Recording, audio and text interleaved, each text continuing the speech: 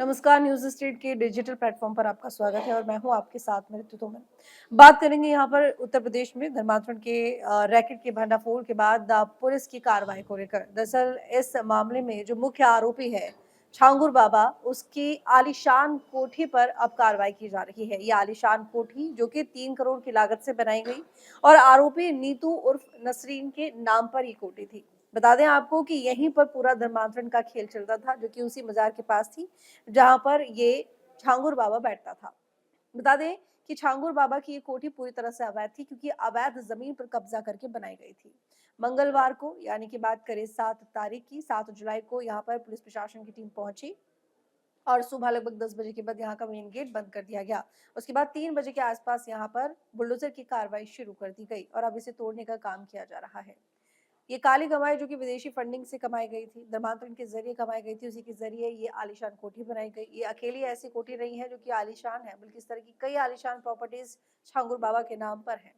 इसके साथ में कई अन्य और लोग भी जुड़े हुए हैं, कई अन्य एजेंट्स हैं, जैसे कि यहाँ पर एक आरोपी नीतू तो गिरफ्तार कर ही जा चुकी है, लेकिन इसके साथ ही अन्य कई और लोग भी हैं जो कि इसके साथ में जुड़े हुए हैं। ये कोठी छांगुर बाबा की महिला मित्र नीतू उर्फ नसरीन के नाम पर थी। एटीएस का दावा है कि ये 3 करोड़ की लागत से 3 बीघा में बनाई गई थी। ये कोठी छांगुर बाबा का अड्डा था, यहीं से वो इस धर्मांतरण के नेटवर्क को चलाता था। इसकी सिक्योरिटी भी बहुत टाइट थी।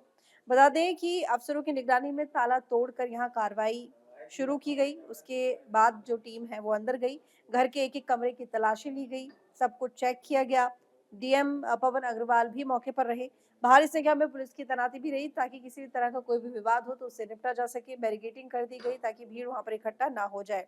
आपको बता दें कि यहाँ पर सोमवार को तीसरा नोटिस चस्पा किया गया था। इससे पहले मई और जून के समय पर भी यहाँ पर 2 नोटिस चस्पा किए जा चुके हैं। एक पहला नोटिस यहाँ 17 मई को दिया गया था, दूसरा नोटिस 17 जून को दिया गया था, तीसरा नोटिस 7 जुलाई को दिया गया था। और जब कोई भी इस मामले को लेकर जवाब नहीं आया तो पुलिस प्रशासन की टीम वहां पर बुलडोजर लेकर पहुंच गई। दरअसल ये अल्टीमेटम दिया गया था कि अगर 7 दिन के अंदर-अंदर यहाँ पर इस निर्माण को नहीं तोड़ा जाता खुद से, तो ऐसे में प्रशासन की टीम बुलडोज़र लेकर पहुँचेगी और कार्रवाई करेगी और इस अल्टीमेटम के तहत कार्रवाई की भी।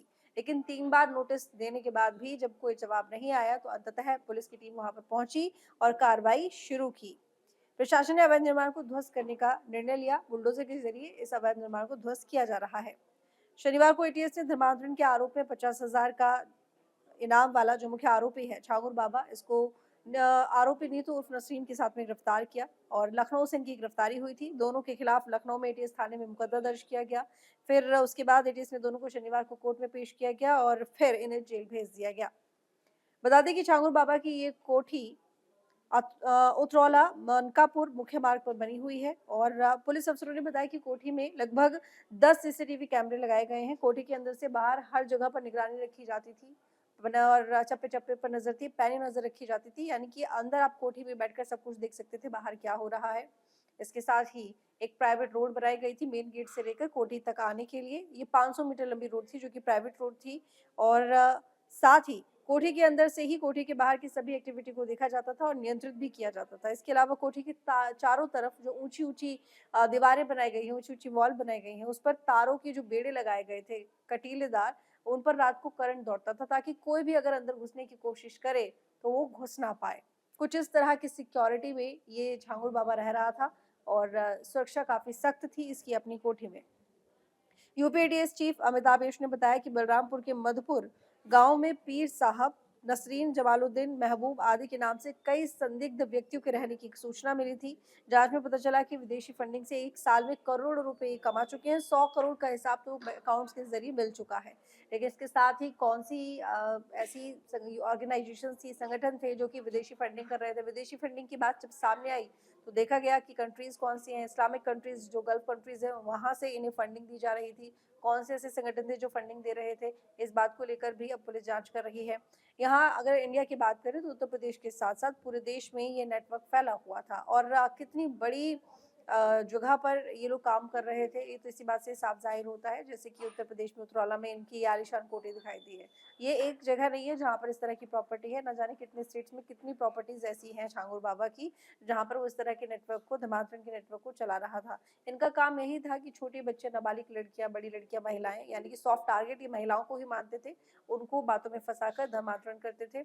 इसमें एक रेट भी तय था, रेट ऐसे तय था कि अगर इसमें ब्राह्मण जाति की, क्षत्रिय जाति की या सिख महिला होगी तो उसके लिए 12 से 15 लाख रुपए दिए जाएँगे, और वहीं अगर एससी, एसटी या अन्य जाति की कोई महिला होगी या लड़की होगी तो उसके लिए 10 से 12 लाख रुपए दिए जाएँगे।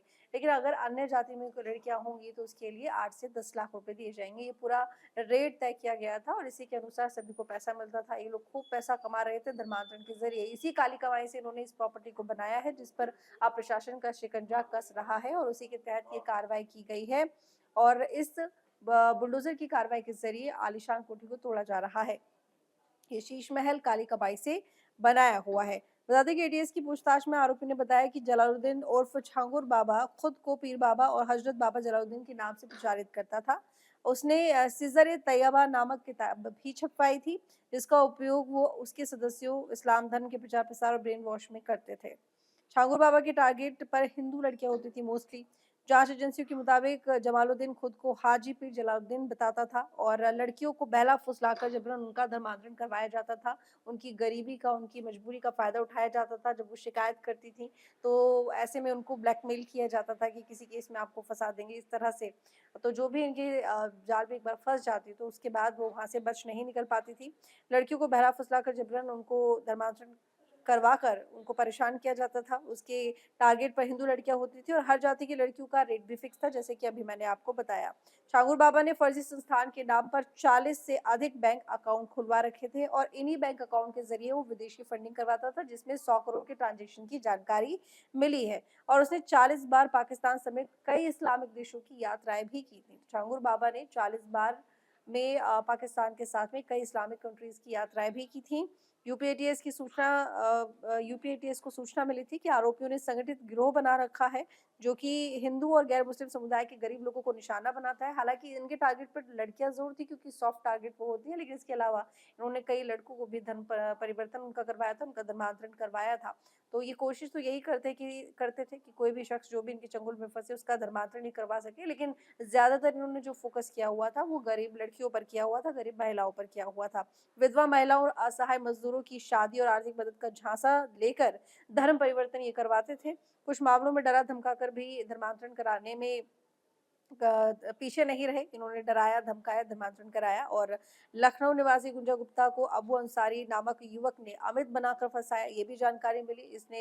इसमें पूरी तरह से लव जिहाद का एंगल भी सामने आया। एक अबू अंसारी नाम का लड़का जो कि अमित बनकर एक लखनऊ निवासी गुंजा गुप्ता को उसने फंसाया और छांगुर बाबा की दरगाह ले गया, जहां उसका नाम बदलकर अरीना अंसारी कर दिया।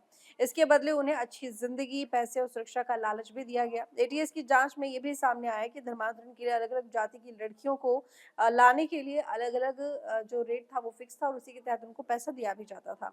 वहीं यूपीएटीएस ने झांगुर बाबा और उसके बेटे महबूब समेत 10 लोगों पर नवंबर 2024 में नामजद एफआईआर दर्ज की थी। इस एफआईआर में नवीन रोहरा उर्फ जमालुद्दीन भी नामजद है, जिसने झांगुर बाबा के साथ में इस्लाम स्वीकार किया था। और एफआईआर दर्ज होने के बाद एटीएस ने 8 अप्रैल को 2 आरोपियों को गिरफ्तार किया था। इसमें नवीन उर्फ जमालुद्दीन और झांगुर बाबा का बेटा महबूब शामिल है। और इन गिरफ्तारियों के बाद ही झांगुर बाबा अंडरग्राउंड हो गया और उसके बाद फिर सूचना मिली तो दोनों की गिरफ्तारी, दो यानी कि झांगुर बाबा और जो सहयोगी है आरोपी नीतू, दोनों की गिरफ्तारी लखनऊ से हुई है।